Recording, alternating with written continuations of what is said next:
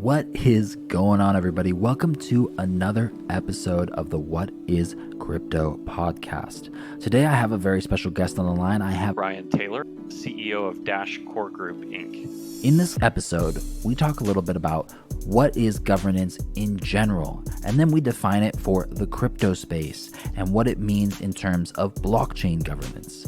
What has been proven, what has worked, what has been disproven, and what hasn't worked. And we discuss which system he believes is the very best form of governance and why.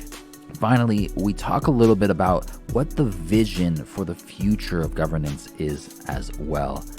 Quick disclaimer, I'm not a financial advisor. Nothing on this show is financial advice. Please take that with a grain of salt. If you want to join in on the conversation, you can do so on our Facebook page, or you can reach out to us on Twitter. Either way, head over to whatiscrypto.com to learn a little bit more about what we're building beyond the podcast. All right, guys, let's get it going. Here's the episode with Ryan Taylor from Dash.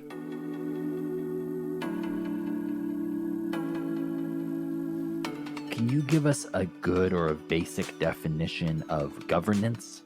For me, governance is the process by which decision-making is processed by a particular entity or group of people. And governance is something that you need to have in place in order to have effective decision-making. And it's often one of the last things that people think about when they're designing a system. And I think that the absence of governance is governance. I think that people think that, well, I didn't intentionally design governance, therefore, it's not needed or it isn't here. You have governance. It's just very informal in that case. And I think it's an important prerequisite to success is having well-established and effective governance mechanisms. And so it's one of the things that Dash focused on very early on, long before governance was even a topic within the cryptocurrency space, because we knew that there would be hard decisions that needed to be made.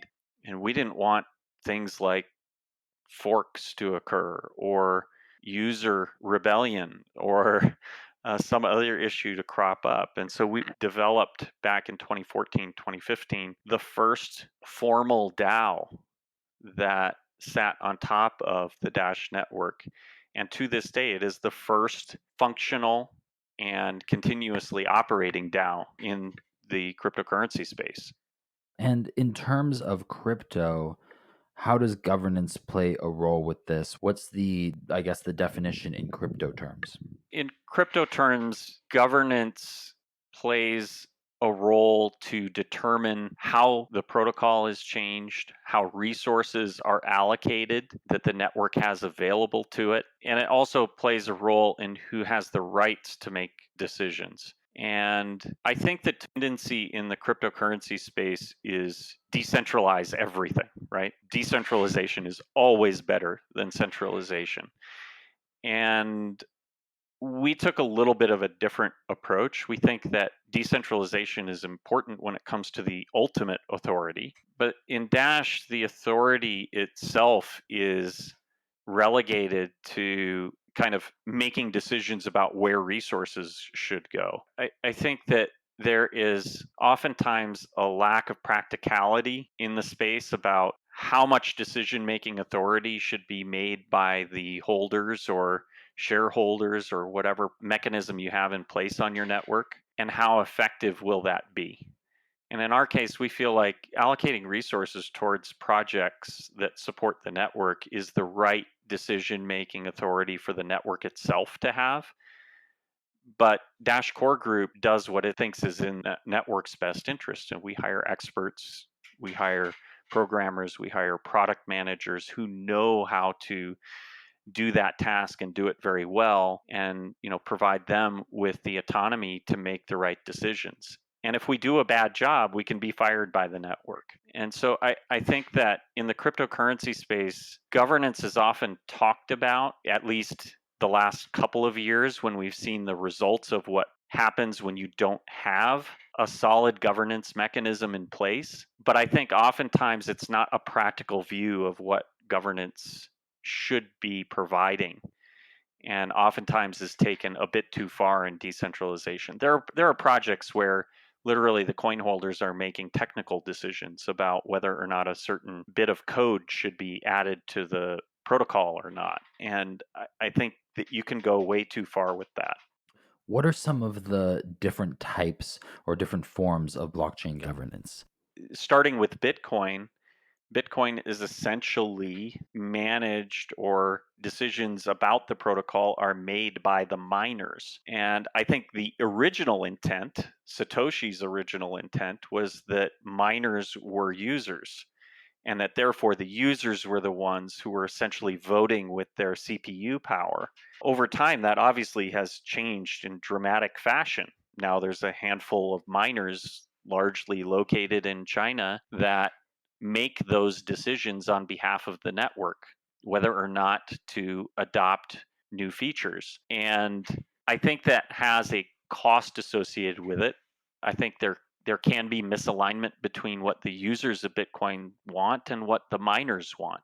An example of that is fees. I'm pretty sure that miners would prefer high fees to low fees, and users probably would prefer the opposite. And so I think it morphed without a great deal of thought going into whether or not that was a good thing. And I think that it's something that's easy to fail to recognize has occurred, because it occurred over a period of many years and it continues to seem to function quite well.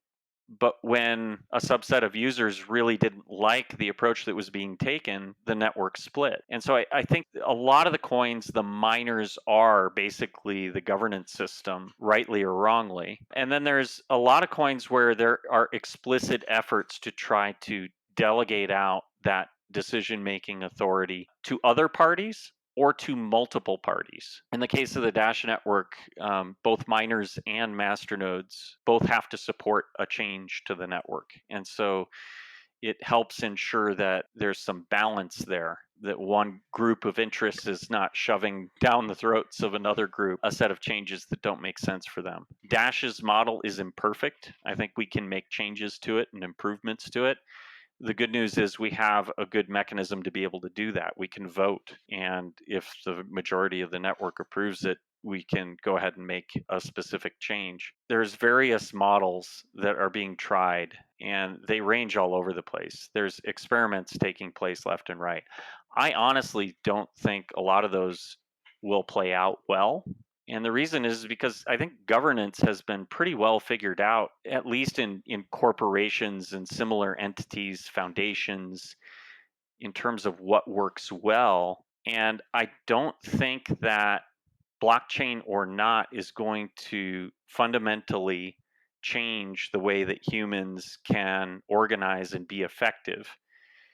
I do think that there are some changes that can be beneficial, like the fact that holding a shareholder vote costs a lot of money and therefore only takes place about once a year.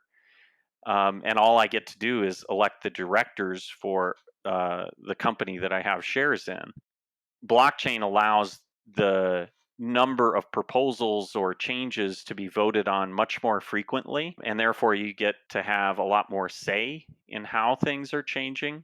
But fundamentally, I don't think that the models being tested are going to fundamentally change that delegation of authority is kind of an effective way to organize a project. And so I think those that kind of stick closest to that proven methodology are more likely to succeed. But we'll see. I think that there are opportunities to try some new things with blockchain that have never been tried before. And I'm willing to bet that there are improvements to be made based on the technologies that are now available to us.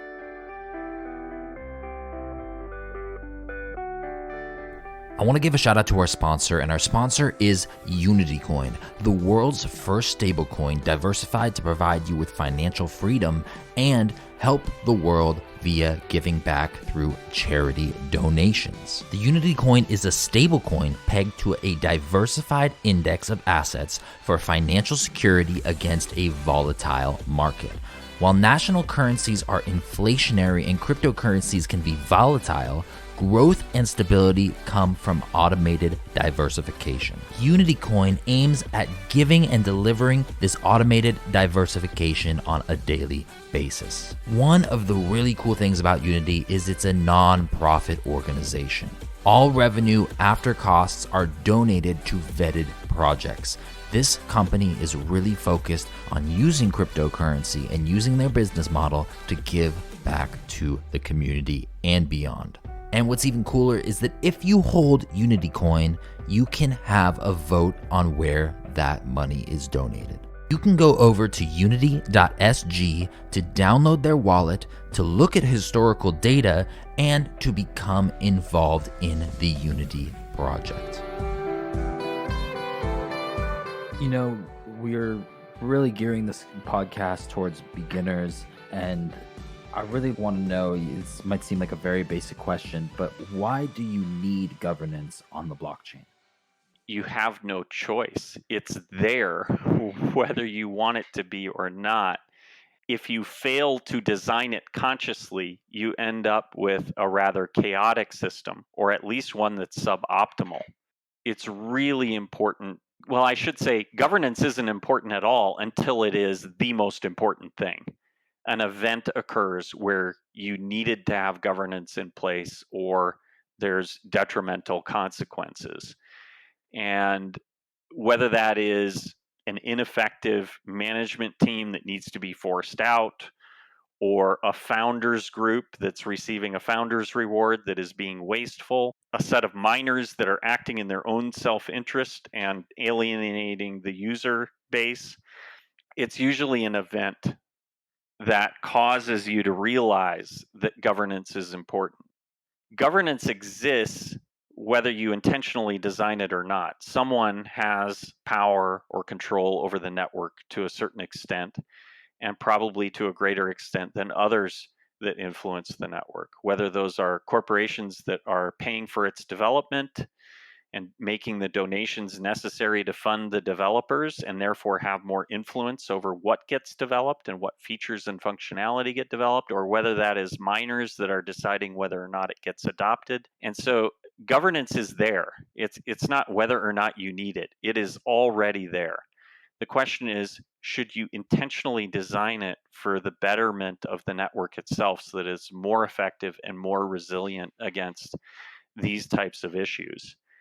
And I think the answer to that question is obvious. It's far better to design a governance system than to leave it up to a haphazard or not well thought through governance system that exists today.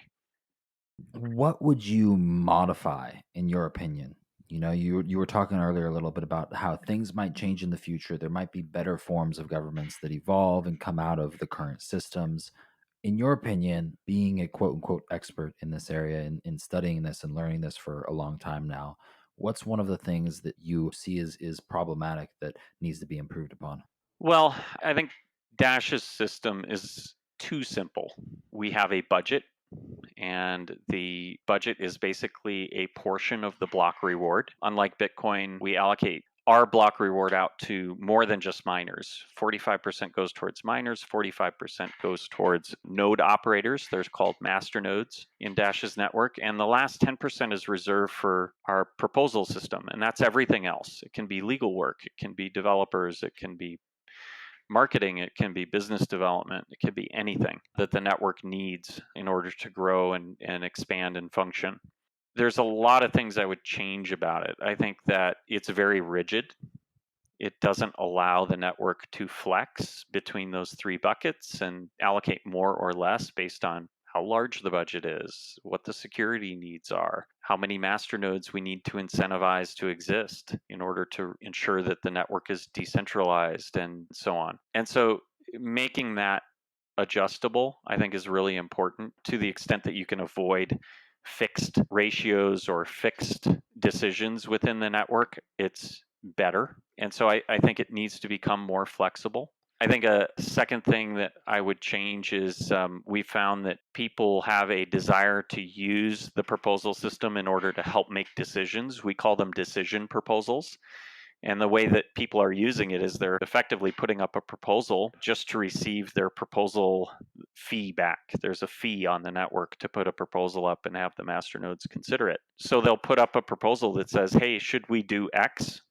And they'll simply ask for their proposal feedback as a part of the proposal. And then people vote. And so I think it would be better to have an explicit decision-oriented proposal type. It could even allow a choice between different things instead of just the ability to vote yes or no. You could vote on which PR firm the network should hire, or a choice between, 3 different options for a change to the network. And so I think we need new types of decisions being supported in the governance system. I think another category of change that I'd like to see is the ability of the network to have more control over the proposals that a proposal owner has. We've run into many issues where, a proposal owner actually wants to withdraw their proposal and they don't have that capability in our system today. So an example might be, I put a proposal up to fund a booth at a conference on behalf of the Dash network, and 2 days before that proposal is set to pay, the conference organizers cancel the conference. Well, I'd probably rather see that budget go to another project that's worthy on the network. And so I, as the proposal owner, should have the ability to cancel.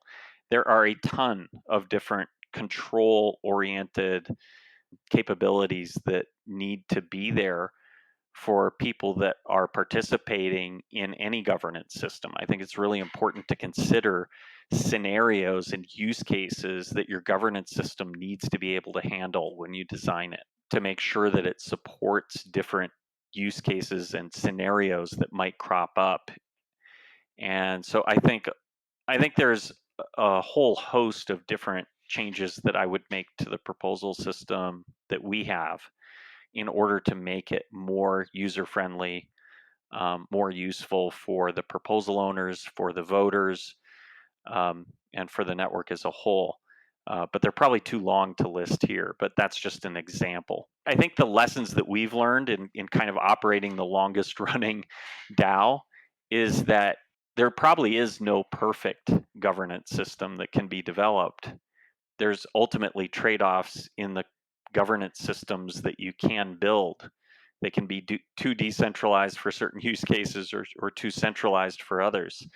And so there are trade-offs, and I think that it takes time to get right. We've learned a lot along the way, and we're going to make some changes to it at some point that incorporate a lot of those lessons. And so I imagine different networks face different challenges when they try to implement a governance system. But I think it's really important to do. I think it adds a lot of value when you do it in an intentional way, and it certainly has for us. I mean, we've funded years worth of development and tons of innovation with the proposal system that we have. And we could have spent it on more hash rate, but Dash wouldn't be where it is today with many thousands of merchants around the world and thousands of wallets that users have downloaded. And we've tripled the number of transactions we've had over the last year. Well, thank you for coming on the show today, and thanks for teaching the audience about governance. No problem. Thank you for having me. Definitely. Thanks for tuning in to this episode. I really enjoyed this conversation with Ryan today, and I like the way he explained it. What I want you to do today is I want you to go online. I want you to look up what it means, and I want you to read an article on 1 or 2 different forms of governance that you have not previously known about. That is your DYOR, your do your own research homework for today. Finally, guys, please leave us a rating. Please leave us a review. Please subscribe to the podcast on iTunes. It would mean so much to us if you could do so. And tune in for the next episode coming soon. All right, guys. Later.